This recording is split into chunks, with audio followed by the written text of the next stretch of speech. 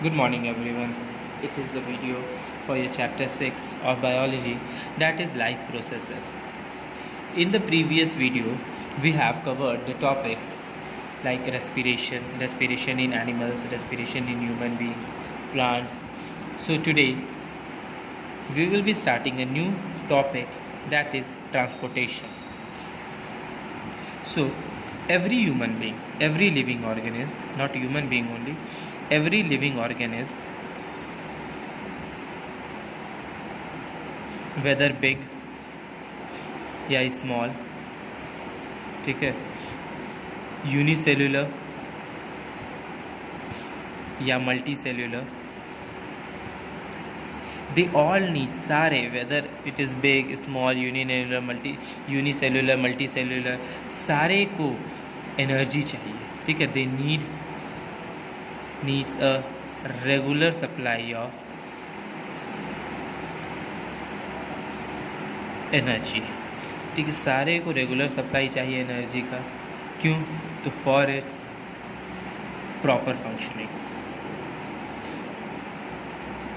ठीक है. पूरा जो बॉडी हमारा ऑर्गन है या पूरा बॉडी मूवमेंट है, उस बॉडी को फंक्शन करने के लिए, ठीक है, प्रॉपर फंक्शन करने के लिए हमें रेगुलर सप्लाई ऑफ एनर्जी की ज़रूरत होती है. अब ये एनर्जी हमारे बॉडी में कैसे सप्लाई होता है?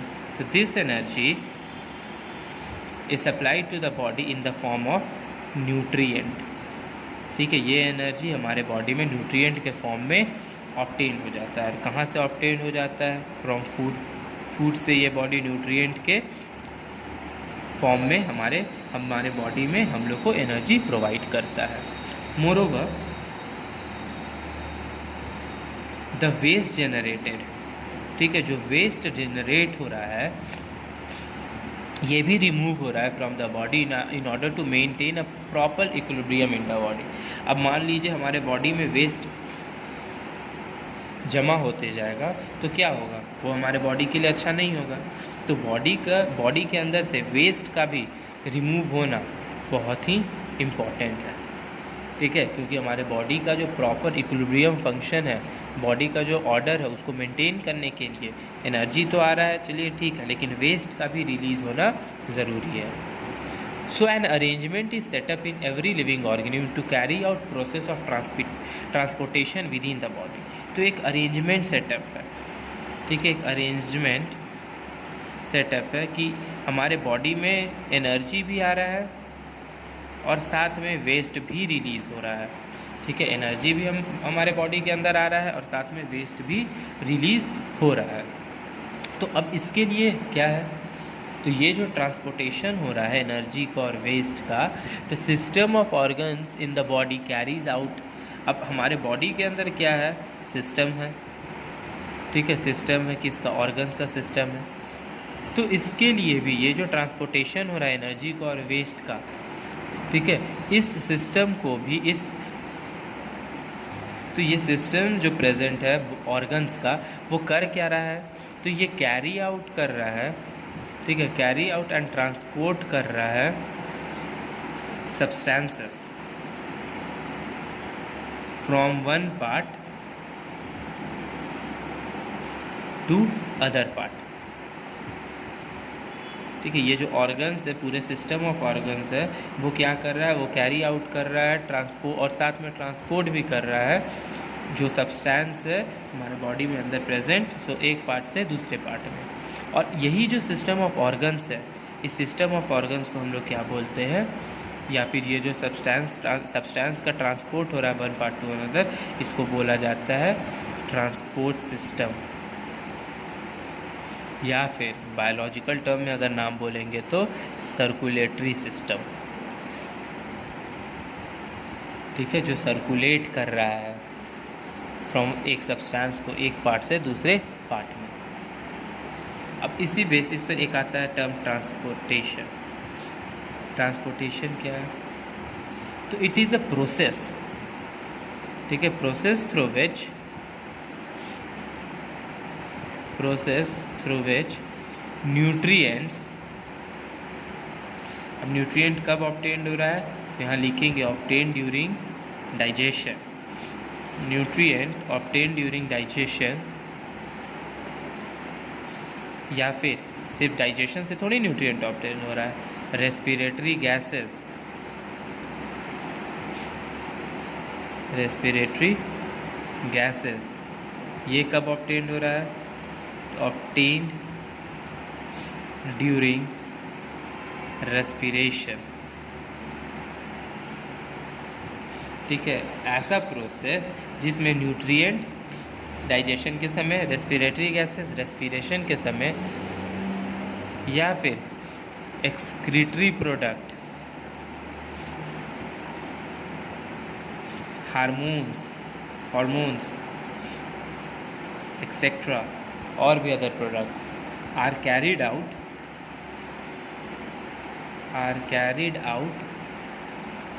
from one part to another part of the body. Okay, तो ट्रांसपोर्टेशन क्या है?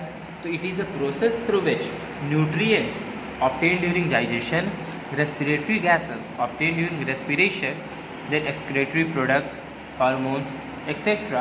are carried out from one part of the body to another. ठीक है, तो ये सब क्या हो रहा है? कैरी हो रहा है एक बॉडी पार्ट से दूसरे बॉडी पार्ट में। तो इसी को हम क्या बोलते हैं? ट्रांसपोर्टेशन बोलते हैं। और ये सारे ऑर्गेनिज्म, ऑल लिविंग ऑर्गेनिज्म में ये अकर होता है। all living organism, whether it is small, whether it is microscopic, whether it is large, तो सब में ये ट्रांसपोर्टेशन प्रोसेस होता है, बस वो लिविंग ऑर्गेनिज्म होना चाहिए। So now depending upon the complexity, ठीक है, कि वो माइक्रोस्कोपिक है, कि वो लार्ज एनिमल है, यूनिसेलुलर है, मल्टी सेलुलर है, उस पर डिपेंडेंस पे ये जो डिफ्यूज़न है, जो ट्रांसपोर्टेशन प्रोसेस है, ये वैरी करता है। ठीक है, कॉम्प्लेक्सिटी पर ट्रांसपोर्टेशन वैरी करता है। Now diffusion is a major method of transportation in unicellular organism. तो इसका एग्जांपल अभी पता चल गया। यूनिसेलुलर ऑर्गेनिज्म में मेनली ये जो ट्रांसपोर्टेशन है वो क्या किस प्रोसेस से होता है? डिफ्यूज़न प्रोसेस होता है। ठीक है, अब यूनिसेलुलर ऑर्गेनिज्म में लाइक कौन? प्रोटोजोआ हो गया, ठीक है, multi cellular and also in simple multi cellular में भी। यूनिसेलुलर में भी तो होता है डिफ्यूज़न से, लेकिन सिंपल मल्टी सेलुलर जो ऑर्गेनिज्म है उसमें भी होता है। सिंपल मल्टी सेलुलर ऑर्गेनिज्म कौन हो गया? स्पॉन्जेस हो गए, ठीक है, निडेरियंस हो गए। तो ये सब में डिफ्यूज़न प्रोसेस से ट्रांसपोर्टेशन होता है। ये सब स्मॉल ऑर्गेनिज्म हो गए, ठीक है, माइक्रोस्कोपिक ऑर्गेनिज्म हो जाते हैं जो। सो अभी हम लोग पढ़े माइक्रोस्कोपिक ऑर्गेनिज्म के बारे में। अब हम लोग पढ़ेंगे multicellular, higher multicellular में, ठीक है, in higher multicellular organism. तो हायर मल्टी सेलुलर ऑर्गेनिज्म में कैसे होता है? इसमें कौन कौन आ जाएगा? लाइक प्लांट्स, एनिमल्स, ठीक है, ये सब आ जाएंगे इसमें। तो इनमें क्या होता है? Diffusion alone can not meet the requirement. ठीक है, डिफ्यूज़न जो है, डिफ्यूज़न प्रोसेस होता है, बट अलोन ये अकेले रिक्वायरमेंट को फुलफ़िल नहीं कर सकता है। ठीक है, so there is a complex system. इस चलते एक कॉम्प्लेक्स सिस्टम बनाया गया है। ठीक है, कॉम्प्लेक्स सिस्टम बनाया गया है, एक कॉम्प्लेक्स सिस्टम बनाया गया है, जिससे क्या होता है? ये कॉम्प्लेक्स सिस्टम से ट्रांसपोर्टेशन इन्वॉल्व होता है। ठीक है, वेरियस ऑर्गन्स इन्वॉल्व होते हैं इसमें कॉम्प्लेक्स सिस्टम में। तो in case of higher plant में क्या हो जाता है? तो प्लांट्स में जो होता है सिस्टम ऑफ वैस्कुलर स्ट्रैंड्स होता है। ठीक है, वैस्कुलर टिश्यू होता है, सिस्टम ऑफ वैस्कुलर स्ट्रैंड्स। अब ये वैस्कुलर स्ट्रैंड्स है क्या? तो लाइक जाइलम, फ्लोएम। तो ये सब जो टिश्यू है, PHLOEM, फ्लोएम, ये सब जो टिश्यू है ये हेल्प करता है ट्रांसपोर्टेशन प्रोसेस में। ओके, और एनिमल्स में, हायर जो एनिमल्स होते हैं उसमें transportation is brought by circulating fluid. ठीक है, अब इसमें एक सर्कुलेटिंग फ्लूइड होता है लाइक ब्लड्स, लिम्स, ये सब हम लोग आगे पढ़ेंगे, ठीक है। इन किस में, तो ब्लड वेसल्स में आगे पढ़ेंगे कि ब्लड वेसल्स कितने टाइप के होते हैं, ये सब सारा हम लोग आगे टॉपिक में पढ़ेंगे। तो इनमें वेसल जो होता है, जो सर्कुलेटिंग फ्लूइड है वो मूव करता है और ट्रांसपोर्ट करता है, और प्लांट्स में जो वैस्कुलर स्ट्रैंड्स है लाइक जाइलम और फ्लोएम टिश्यू, ये जो है ये मूवमेंट में हेल्प करता है। ना सिग्निफिकेंस ऑफ ट्रांसपोर्टेशन है क्या, ट्रांसपोर्ट सिस्टम है क्या। ना significance of transport system, significance of transport system. अब क्या है सिग्निफिकेंस, तो इट ट्रांसपोर्ट, पहला सिग्निफिकेंस है it transport food from leaves, food from leaves in plants, ठीक है। पहला क्या है, फूड को ट्रांसपोर्ट करता है लीव से इन प्लांट्स, ठीक है। And small intestine, intestine in animals to each of the body cell या each cell of the body। तो दोनों का देखिए, इट ट्रांसपोर्ट फूड, तो प्लांट के लिए लीव्स से ट्रांसपोर्ट करता है to part of the plant, और एनिमल्स में या ह्यूमन बींग्स में, ठीक है, small intestine that is alimentary canal जो होता है उससे पूरे सेल में वो ट्रांसपोर्ट करता है। सेकेंड क्या हो जाएगा, it transport oxygen from lungs to all body part, to all body cells, and carbon dioxide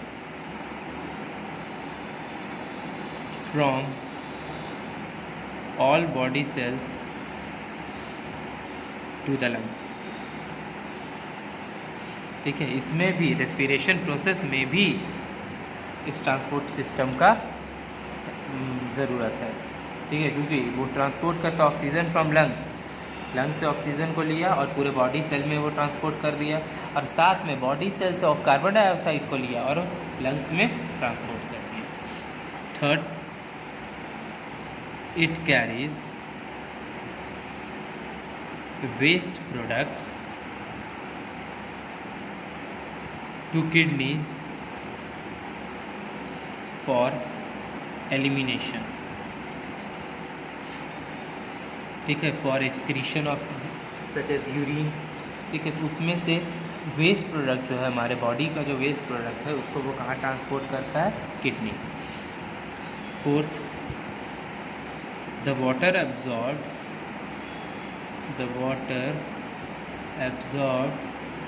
by the plant is circulated to all parts through the transport system।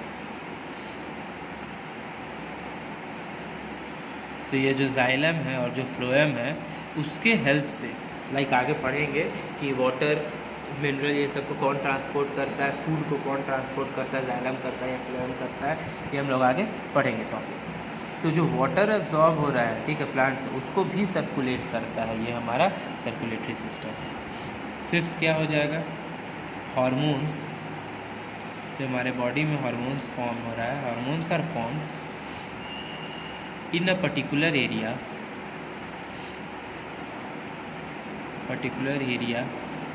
of the body, but it is transported